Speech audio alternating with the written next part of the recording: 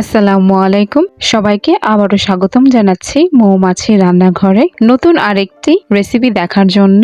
আমার আজকের recipe perfect মুচমুচে রসালো হোটেলের খাজা। ঘরে থাকা অল্প কিছু উপকরণ দিয়ে স্বাস্থ্যসম্মতভাবে আজকে আমি এই খাজা তৈরি করেছি, আর সেই রেসিপিটি আজকে আপনাদের সাথে শেয়ার করতে চলে এসেছি। আপনারা দেখতেই পাচ্ছেন খাজাটা কতটা মুচমুচে হয়েছে আর ভিতরটাও কতটা রসালো হয়েছে। আশা করছি আমার এই রেসিপিটি আপনাদের কাজে আসবে। তাহলে চলুন চলে যাই মূল রেসিপিতে।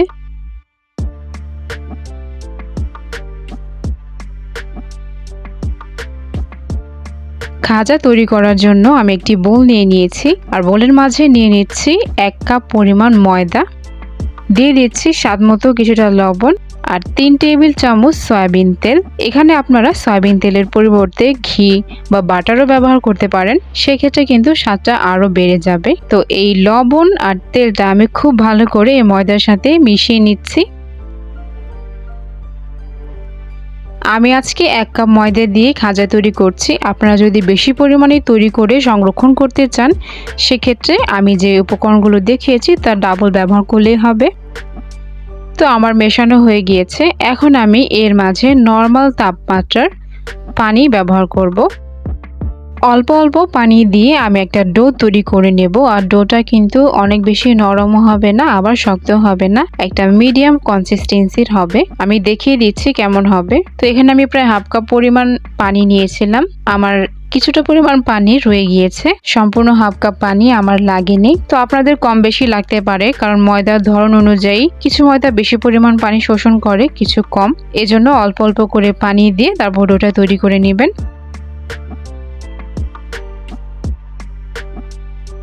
আমার এই ডোটা কিন্তু তৈরি হয়ে গিয়েছে। আপনারা দেখতে পাচ্ছেন এটাকে যখন আমি হাত দিয়ে এভাবে চেপে দিচ্ছি, এটা কিন্তু বাউন্স ব্যাক করছে না, অর্থাৎ এটা একটা মোটামুটি শক্ত ডো হয়েছে।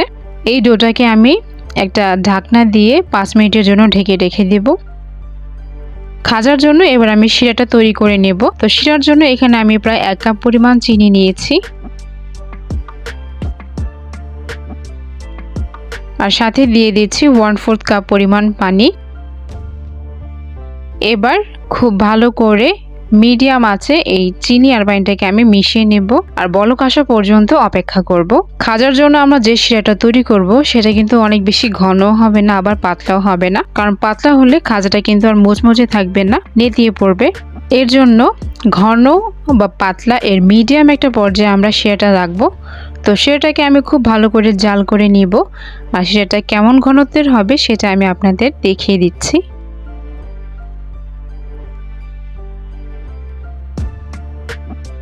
আমার এই শিরাটা কিন্তু অনেকটা ঘন হয়ে এসেছে, আপনারা দেখতেই পাচ্ছেন অনেক পরিমাণে বাবল তৈরি হয়েছে। তো এবার আমি একটু চেক করে নেব।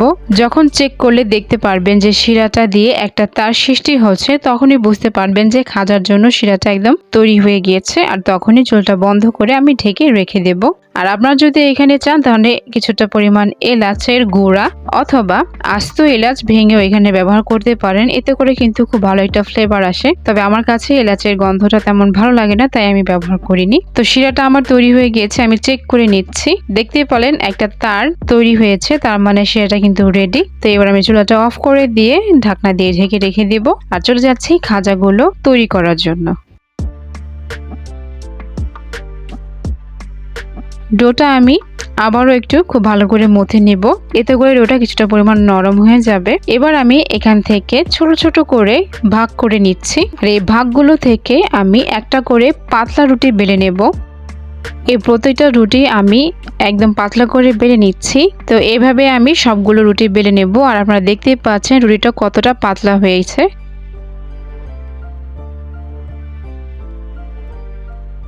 খাজা তৈরি করার জন্য আমি একটা রুটি এভাবে সারফেসে রেখেছি, আর তার উপরে সামান্য পরিমাণ তেল দিয়ে খুব ভালো করে রুটির চারদিকে এভাবে মাখিয়ে দিচ্ছি। আর এর উপরে আমি ব্যবহার করছি কিছুটা পরিমাণ কর্নফ্লাওয়ার। তো আপনাদের ঘরে যদি কর্নফ্লাওয়ারটা অ্যাভেলেবেল না থাকে, তাহলে তার পরিবর্তে আপনারা চাইলে ময়দাও ব্যবহার করতে পারেন, তবে কর্নফ্লাওয়ার ব্যবহার করলে সবথেকে ভালো রেজাল্ট পাবেন। এরপরে আমি এই রুটির উপরে আরেকটা রুটি এভাবে বসিয়ে দিচ্ছি, আর এই রুটির উপরেও আমি দিয়ে দিচ্ছি কিছুটা পরিমাণ সয়াবিন তেল, আর তেলটা দিয়ে আবারও খুব ভালো করে হাত দিয়ে চারদিকে ছড়িয়ে দিচ্ছে।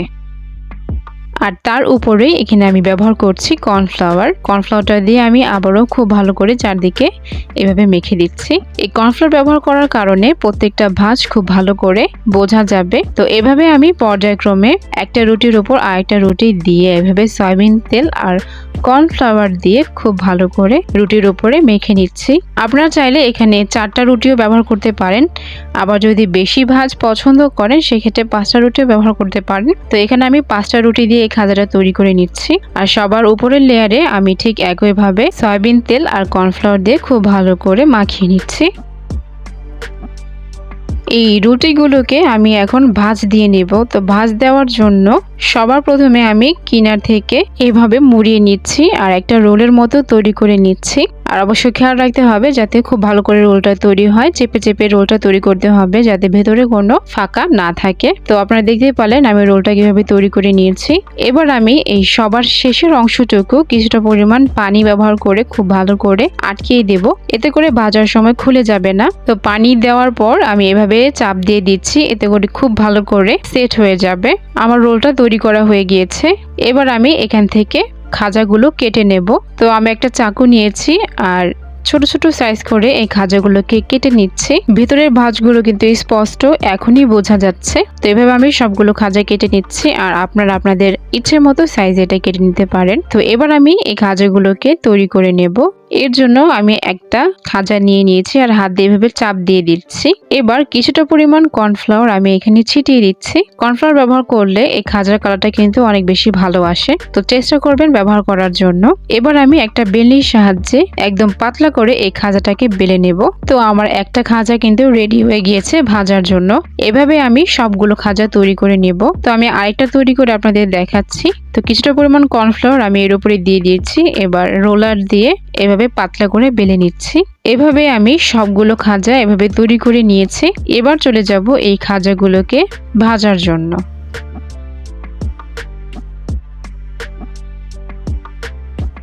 একটি প্যানে আমি পরিমাণ মতো তেল নিয়ে নিয়েছি আর তেলের পরিমাণটা এমন হতে হবে যাতে খাজাগুলো ডুবে থাকে। তো তেলটা যখন হালকা গরম হয়ে যাবে তখন আমি খাজাগুলো এর মাঝে দিয়ে দিব। অতিরিক্ত গরম করার পর কিন্তু খাজাগুলো দিলে খাজাগুলো ভালো করে ভাজা হবে না। এবার আমি উল্টিয়ে পাল্টিয়ে খুব ভালো করে ভেজে নিচ্ছি। আর ভাজার জন্য আমি একটি কাঠি ব্যবহার করছি, এতে করে এর মাঝের যে ভাঁজগুলো আছে সেগুলো খুব ভালোভাবে আপনারা খুলে দিতে পারবেন। আপনারা দেখতেই পাচ্ছেন আমি কাঠি দিয়ে কিন্তু এই ভাঁজের মাঝে মাঝে তেল ছিটিয়ে দিচ্ছি, এতে করে ভাঁজগুলো খুব ভালো করে খুলে আসবে আর খাজাগুলো খুব ভালো করে ভাজা হবে। তো আমি মিডিয়াম আঁচে রেখে খুব ভালো করে ভেজে নিচ্ছি।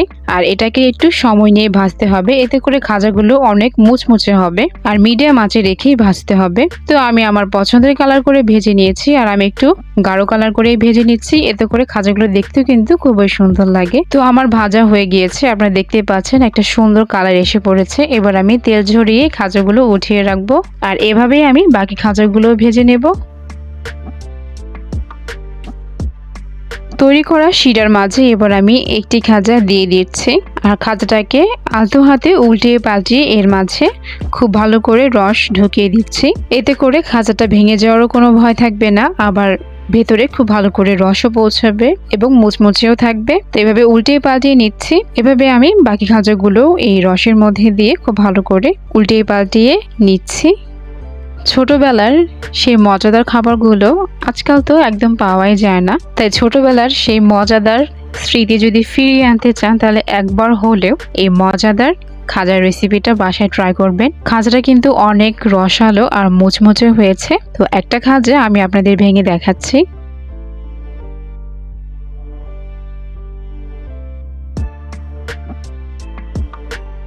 ঘরে থাকা অল্প কিছু উপকরণ দিয়ে এই মজাদার মুচমুচে আর রসালো খাজা তৈরির এই রেসিপি আশা করি আপনাদের খুব ভালো লেগেছে। আর যদি আমার এই রেসিপিগুলো আপনাদের ভালো লেগে থাকে তাহলে আপনাদের কাছে অনুরোধ রইল আমার এই চ্যানেলটিকে সাবস্ক্রাইব করে দেওয়ার জন্য আর পাশে থাকা বেল আইকনটি অন করে দেওয়ার জন্য। এতে করে যখনই আমি কোনো নতুন ভিডিও আপলোড করব আপনাদের কাছে নোটিফিকেশন চলে যাবে। আশা করছি সবাই খুব ভালো থাকবেন, সুস্থ থাকবেন। আজকে এই পর্যন্তই। আল্লাহ হাফেজ।